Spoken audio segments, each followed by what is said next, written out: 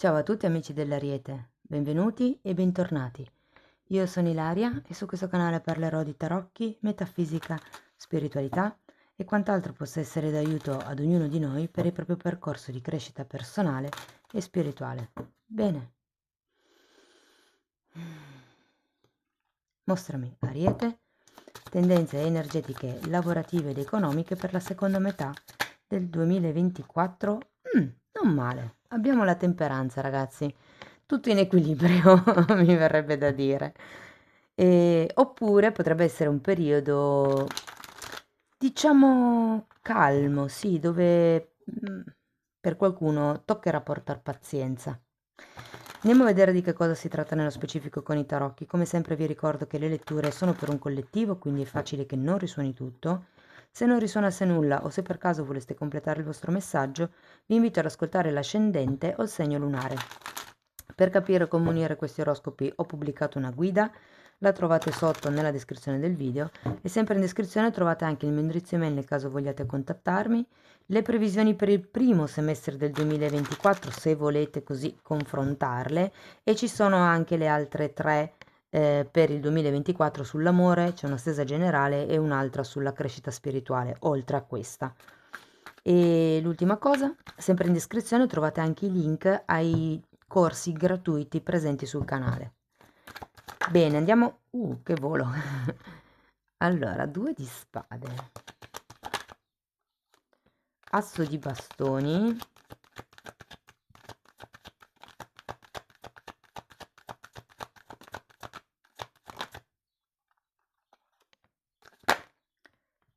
carro, re di denari, 7 di coppe,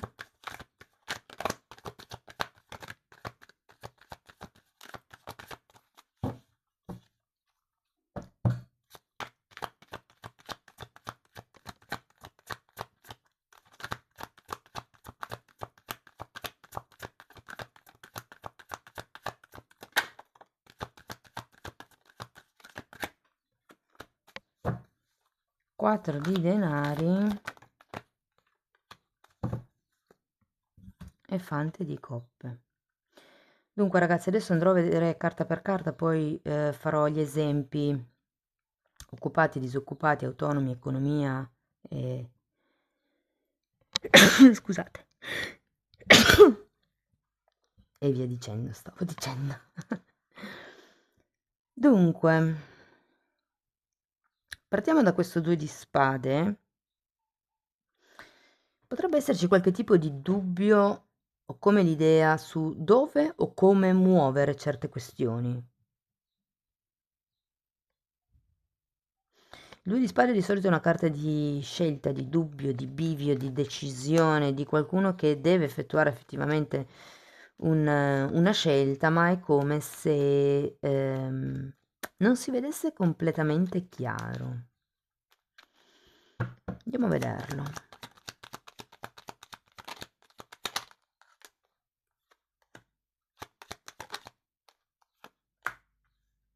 Tre di coppe e 10 di bastoni.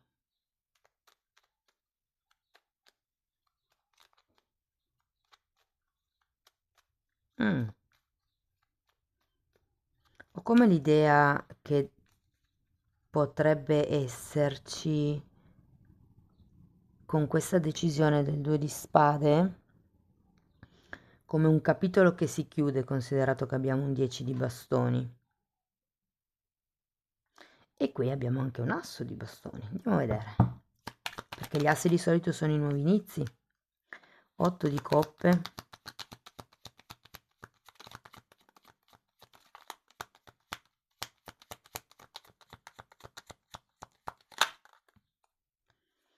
E cavaliere di bastoni. Ragazzi, io qui sento che c'è un nuovo inizio.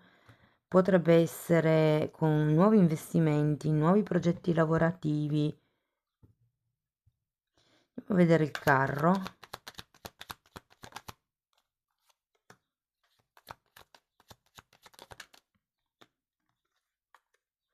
Due di bastoni e fante di coppe. Sapete, anche il carro è una carta che parla di una scelta, diciamo, davanti a un bivio. ed è un po' l'energia che avete qui con questo 2 di spade. È come se foste invitati nel prossimo periodo a guardare un certo tipo di futuro.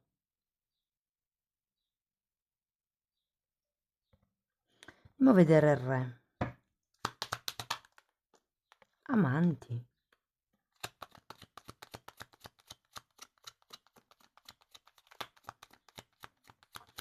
Io dopo farò degli esempi, ragazzi, poi ognuno di voi cerchi di adattare la lettura alla propria realtà.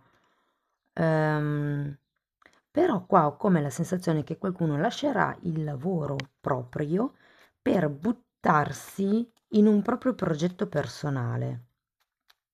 Questa è un po' la sensazione, la scelta.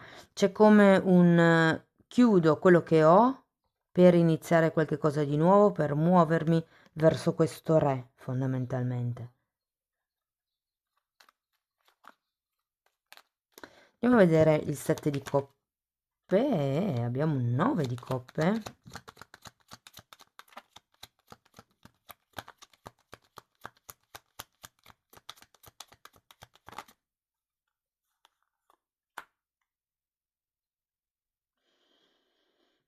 E un 8 di pentacoli. Sento che potrebbe esserci un po' di staticità nel lavoro, nonostante questo nuovo inizio. Adesso poi andiamo a vedere un po' più nello specifico. Andiamo a vedere questo 4 prima.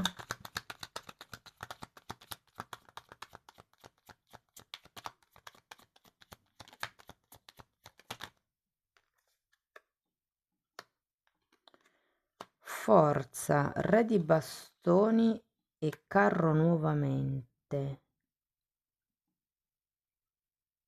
Fate attenzione se è un progetto nuovo, perché ho come l'idea che qualcuno faccia fatica a sostenere la cosa a livello economico. Andiamo a vedere il fante di coppe.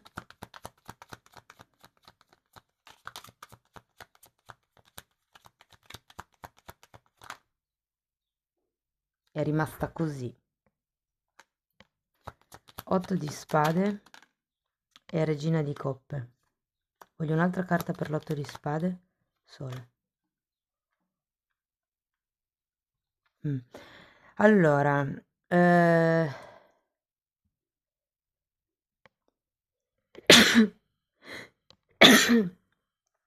scusate. Qui se siete appunto di quelle persone che devono effettuare questa scelta e potrebbe essere appunto il iniziare un nuovo lavoro piuttosto che trasmutare un qualche vostro hobby, una qualche vostra passione nel vostro lavoro principale, ragazzi, vi devo dire, andateci con moderazione ed è per quello che esce la temperanza. Perché? Perché avete un set di coppe. Qui potrebbero esserci come delle illusioni da parte vostra. Il lavoro, sinceramente, non lo sento così dinamico, anzi, lo sento piuttosto regolare e piatto, cioè nel senso sempre quello, sia magari a livello di ripetitività, sia magari a livello di quantità di mole di lavoro, che è sempre quelle, come se non ci fossero grossi aumenti.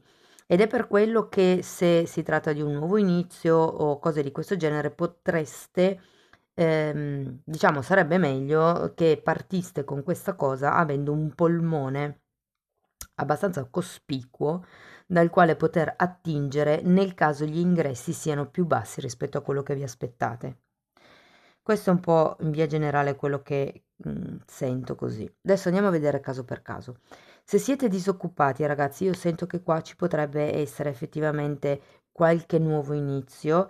Ehm, Potrebbe anche essere necessario spostarsi effettivamente lì da dove siete, da dove abitate o da dove avete sempre cercato lavoro. Magari non è uno spostarsi a livello fisico, anche se è molto forte questa cosa, magari è uno spostarsi a livello di settore, ipotesi, avete sempre, non lo so, cercato nella ristorazione e invece potreste iniziare a cercare, non lo so, in altri settori, ecco. Ho un po' quel senso. Ehm,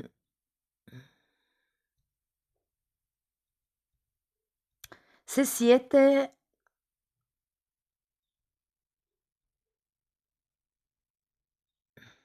Allora, scusate, sempre per i disoccupati, credo che qui il discorso del piattume sia perché probabilmente, soprattutto se dovete spostarvi, dovete farvi dei chilometri per andare al lavoro o per effettuare il lavoro, è come se le spese che voi aveste, insomma, fossero abbastanza e quindi potrebbe non essere gestibile per voi o sostenibile per voi questo tipo di lavoro, ok? Poi fatemelo sapere nei commenti.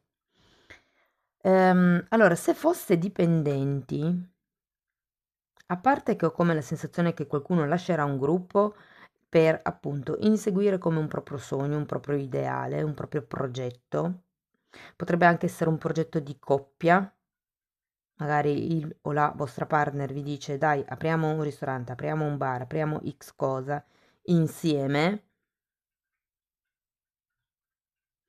Quindi è molto forte questa cosa qua. Se per caso non fosse quello il vostro tema, quindi siete dipendenti, siete felici di essere dipendenti così, ehm, devo dire che è come se il lavoro diventasse più dinamico, ragazzi, più, non lo so, sento movimento. Potrebbe anche essere una questione di doversi spostare spesso da un ruolo all'altro, ipotesi. Non so, un giorno siete commerciali, il giorno dopo vi occupate degli acquisti, il giorno dopo vi occupate del recupero crediti, in base all'esigenza del momento dell'azienda, ecco un po' quello che sento. Se siete autonomi, ragazzi, mm, devo dire siate prudenti, andateci con calma, perché ho come l'idea che stiate pensando o di aprire una nuova sede, lanciare un nuovo prodotto, piuttosto che aprire proprio una nuova attività per conto vostro, vi dico, ho la sensazione che le cose non partano subito in salita, cioè nel senso, ma siano un po' lente, di conseguenza è qui che vi serve quel famoso polmone di cui parlavo prima, perché ho come l'idea che dobbiate essere in grado di gestire eventuali imprevisti, non che ne veda arrivare, ma è come se il lavoro non aumentasse così come voi ve lo aspettavate o avete l'asticella troppo alta e quindi diciamo un po' un accorgimento è di fare attenzione a quello che spendete perché potrebbero esserci delle questioni da dover risolvere, potrebbero esserci delle spese impreviste che non avete calcolato, soprattutto se aprendo questa nuova attività, nuovo prodotto o quello che è, avete bisogno di documenti, di carte, di firme. Lì potrebbero esserci delle spese che non avete calcolato. Tutto sommato, ragazzi, devo dire che è abbastanza un buon periodo. Se per caso ci sono questioni di eredità, di spartizione di qualche cosa, anche di utili, devo dire che, insomma, il risultato che voi state aspettando potrebbe fortemente arrivare. E per quello che riguarda il denaro, vi ho già dato abbastanza avvisi, nel senso sento movimento, ma non sento come se si rimpinguassero le casse, ecco. Per cui quando dovete fare una scelta, fatela pensando non nel breve periodo, ma pensando nel lungo periodo. Questo è un po' il consiglio che vi danno nel momento in cui c'è bisogno di spendere del denaro per voi, per la famiglia, per l'azienda, per quello che è. Se qualcuno avesse in mente di mettere in piedi determinati progetti con un familiare, con un partner o con qualche amico, devo dire che la cosa promette veramente bene, nel senso che è una collaborazione che è molto proficua, può dare veramente degli ottimi risultati. Il punto qual è? Abbassate l'asticella, non partite subito con, ah sì, primo mese voglio fatturare 50.000 euro. Ecco, partite un po' più realisti, ecco. Soprattutto fate magari degli studi di mercato, degli studi di settore, mi dicono. E tutto sommato comunque terminiamo con, a parte l'otto di spade, che è l'unica carta che così non mi piace tanto, ehm, però si va verso quello che è un'espansione, una maturità. È come se si dovesse lasciare indietro un modo un po' negativo di pensare, è come se vi invitassero a vedere il bicchiere mezzo pieno piuttosto che il bicchiere mezzo vuoto.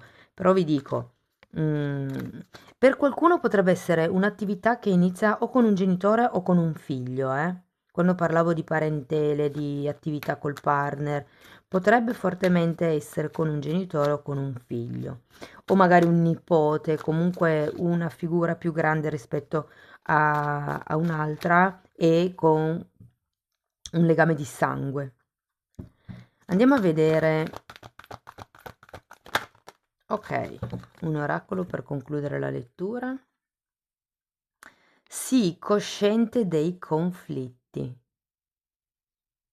Oh, che bella! Possono essere i conflitti di potere con gli altri, ma anche i conflitti interni, quelli nostri. Lezione di oggi. Nomina una persona con la quale mantieni un conflitto di potere. Scrivi, fai una descrizione esaustiva della tipologia di questa lotta, senza giudicare, senza imputare colpe.